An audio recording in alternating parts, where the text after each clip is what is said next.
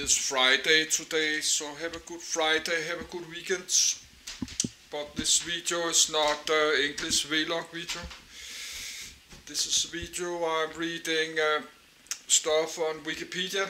I like to get started to read about all kinds of aircraft because I spent a lot of time on the Microsoft Flight Simulator all day. I've spent many thousands of hours, but I was not YouTuber back then.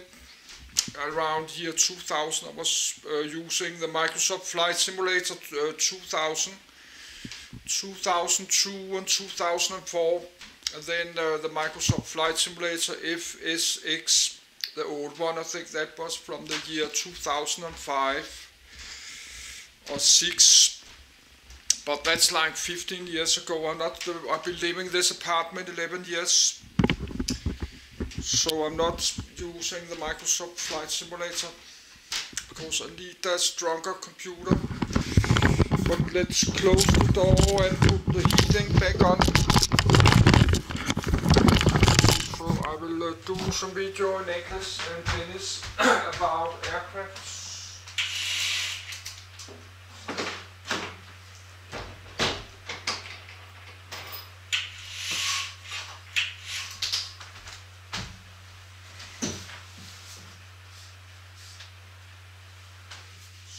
And I make a lot of video about this Microsoft Flight Simulator 2020, but I need a stronger computer. Yes, we need to get the heating back on. I have to put all these stamps away soon.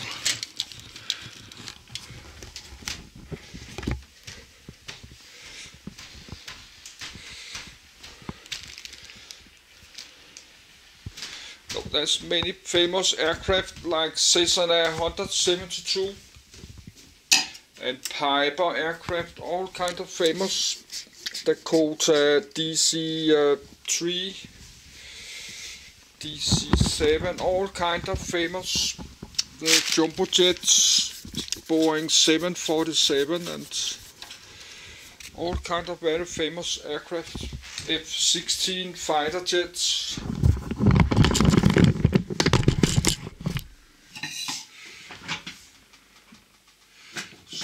Get some water.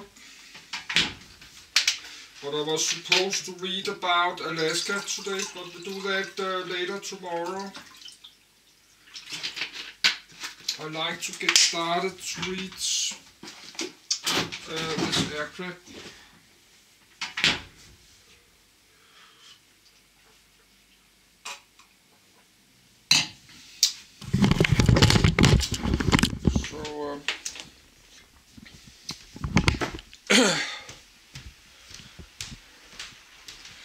So let's check if I got the heating back on.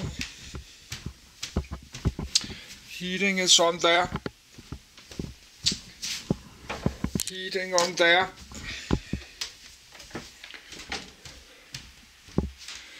So it's 10 a.m. It's Friday. So we have only like 2 hours heating on there, 2 hours of power this can corner. Then I have to wait 24 hours.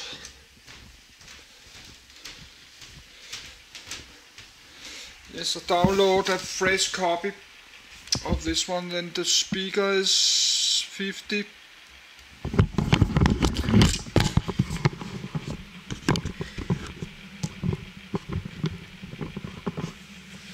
And I have to check my cell phone, but I will make some video after this in my language, Danish and English. I already made a folder. Yes, I need a minute to go to my bed because that's 30, maybe 25 pages. But this is a famous spy aircraft. Can fly up to like 90,000 feet and Mars 3 can fly super fast, and you have it in Microsoft Flight Simulator 2020. I think you can buy it as a payware aircraft. I don't know, because I don't have the program yet.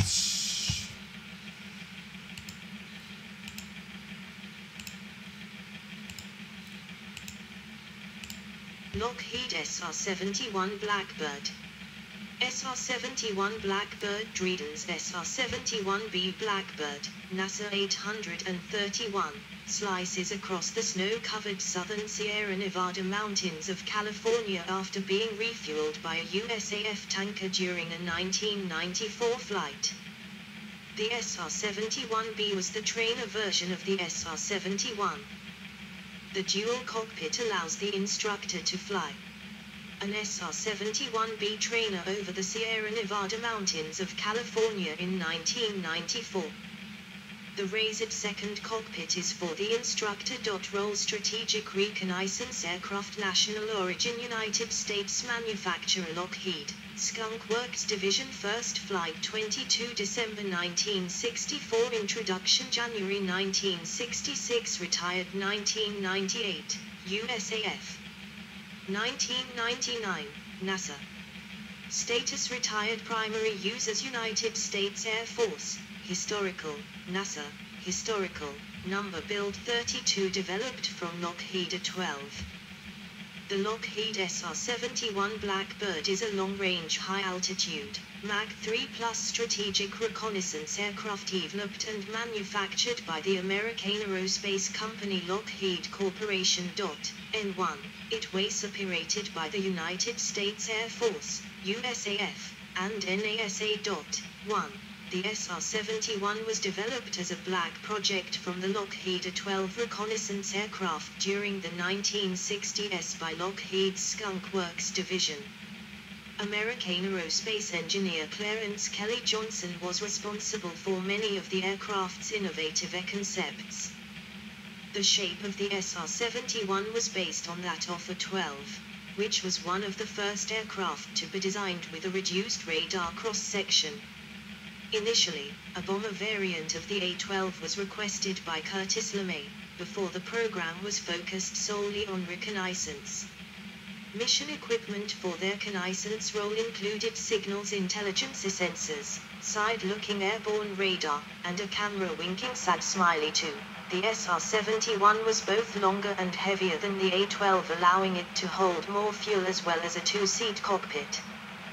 The SR-71 entered service in January 1966. During aerial reconnaissance missions, the SR-71 operated at high speeds and altitudes, Mach 3.2 and 85,000 feet, 25,900 meters, allowing it to outrace or entirely avoid threats. 2. If a surface-to-air missile launch was detected, the standard evasive action was simply to accelerate and outpace the missile.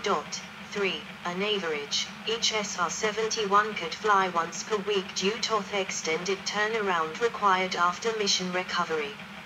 A total of 32 aircraft were built, 12 were lost in accidents with none lost to enemy action. 4. 5. In 1989, the USAF retired the SR-71 largely for political reasons. Several were briefly reactivated during the 1990s before their second retirement in 1998.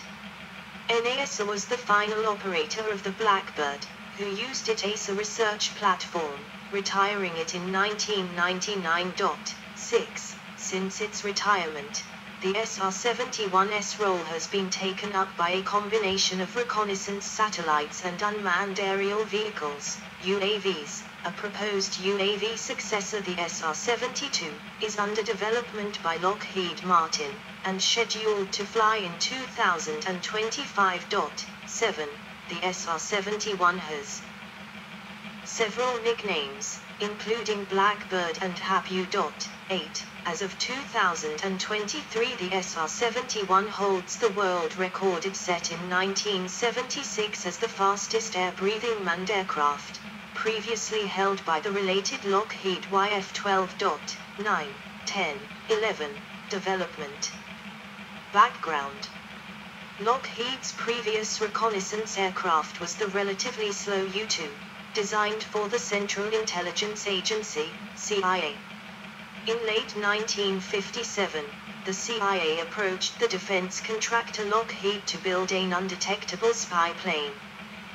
The project, named Archangel, was led by Kelly Johnson, head of Lockheed's Skunk Works unit in Burbank, California. The work on Project Archangel began in the second quarter of 1958, with aim of flying higher and faster than the U-2. Of 11 successive designs drafted in a span of 10 months, A-10 was the front-runner. Despite this, however, its shape made it vulnerable to radar detection. After a meeting with the CIA in March 1959, the design was modified to have a 90% reduction in radar cross-section.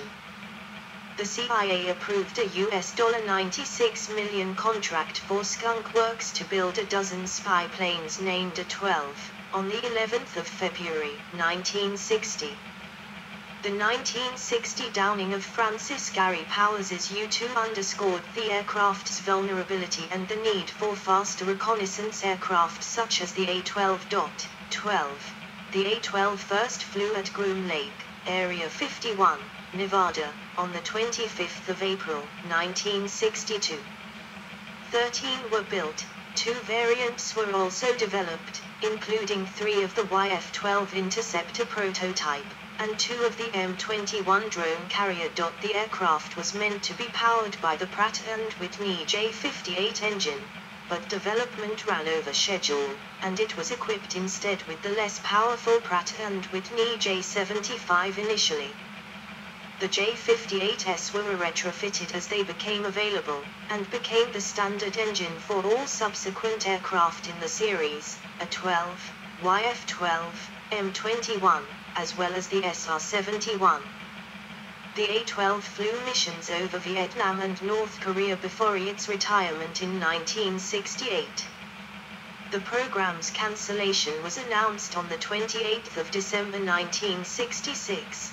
13. Due both to budget concerns, 14, and because of the forthcoming SR-71, a derivative of the A-12. 15, designation as SR-71. Blackbird on the assembly line at Lockheed Skunk Works. SR-71 Blackbird assembly line at Skunk Works. The SR-71 designation is a continuation of the pre-1962 bomber series. The last aircraft built using the series was the XB-70 Valkyrie. However, a bomber variant of the Blackbird was briefly given the B-71 designator, which was retained when the type was changed to SR-71. 16. During the later stages of its testing, the B-70 was proposed for reconnaissance forward/strike role, with an RS-70 designation. When the A-12's performance potential was clearly found to be much greater, the USAF ordered a variant of the A-12 in December 1962. 17, which was originally named R-12 by Lockheed. N2. This USAF version was longer and heavier than the original A-12 because it had a longer fuselage to hold more fuel. The R-12 also had a larger two-seat cockpit, and reshaped fuselage chines. Reconnaissance equipment included signals intelligence sensors, a side-looking airborne radar, and a photo camera. 17. The CIA's A-12 was a better photo reconnaissance platform than the USAF's R-12, since the A-12 flew somewhat higher and faster, and with only one pilot, it had room to carry a superior camera. 14, and more instruments. 18. The A-12 flew covert missions while the SR-71 flew overt missions. The latter had USAF markings and pilots carried Geneva Convention's identification cards. 19. During the 1964 campaign, Republican presidential nominee Barry Goldwater repeatedly criticized President Lyndon B. Johnson and his administration for falling behind the Soviet Union in developing new weapons. Johnson decided to counter this criticism by revealing the existence of the YF-12, a USAF interceptor, which also served as cover for the still-secret A-12. 20, and the USAF reconnaissance model since July 1964. USAF Chief of Staff General Curtis LeMay preferred the SR, Strategic Reconnaissance, designation and wanted the RS-71 to be named SR-71. Before the July speech, LeMay lobbied to modify Johnson's speech to read SR-71 instead of RS-71. The media transcript given to the press at the time still had the earlier RS-71 designation in places, creating the story that the president had misread the aircraft's designation. 21, N3. To conceal the A-12's existence, Johnson referred only to the A-11, while revealing the existence of a high-speed, high-altitude reconnaissance aircraft. 22. In 1968, Secretary of Defense Robert McNamara cancelled the F-12 interceptor program. The specialized tooling used to manufacture both the YF-12 and the SR-71 was also ordered destroyed. 23. Production of SR-71 totaled 32 aircraft with 29 SR-71s, 2 SR-71Bs, and the single SR-71C. 24. Design. Overview. The flight instrumentation of an SR-71's forward cockpit. Forward cockpit. The SR-71 was designed for flight at over Mach 3 with a flight crew of 2 in tandem cockpits, with the pilot in the forward cockpit and the reconnaissance systems officer operating the surveillance systems and equipment from the rear cockpit, and directing navigation on the mission flight path. 25. 26. The SR-71 was designed to minimize its radar cross-section, an early attempt at stealth design. 27. Finished aircraft were painted a dark blue, almost black, to increase the emission of internal heat and to act as camouflage against the night sky. The dark color led to the aircraft's nickname Blackbird. While the SR-71 carried radar countermeasures to evade interception efforts, its greatest protection was its combination of high altitude and very high speed, which made it almost invulnerable. Along with its low radar cross-section, these qualities gave a very short time for an enemy surface-to-air missile, SAM, sight to acquire and track the aircraft on radar. By the time the SAM sight could track the SR-71, it was often too late to launch a SAM, and the SR-71 would be out of range before the SAM could catch up to it. If the SAM sight could track the SR-71 and fire a SAM in time, the SAM would expend nearly all of the delta V of its boost and sustainer phases just reaching the SR-71's altitude. At this point, out of thrust, it could do little more than follow its ballistic arc. Merely accelerating would typically be enough for an SR-71 to evade a SAM winking sad smiley 3. Changes by the pilots in the SR-71's speed, altitude, and heading were also often enough to spoil any radar lock on the plane by SAM sights or enemy fighters. 26. At sustained speeds of more than Mach 3.2, the plane was faster than the Soviet Union's fastest interceptor, the Mikoyan-Govic MiG-25. Whistle-Su could not reach the SR-71's altitude. 28. During its service life, no SR-71 was ever shot down. 4. Airframe, canopy, and landing gear. On most aircraft, the use of titanium was limited by the costs involved. It was generally used only in components exposed to the highest temperatures, such as exhaust fairings and the leading edges of wings. On the SR-71, titanium was used for 85% of the structure, with much of the rest polymer composite materials. 29. To control costs, Lockheed used a more easily worked titanium alloy which softened at a lower temperature. N4. The challenges posed led Lockheed to develop new fabrication methods, which have since been used in the manufacture of other aircraft.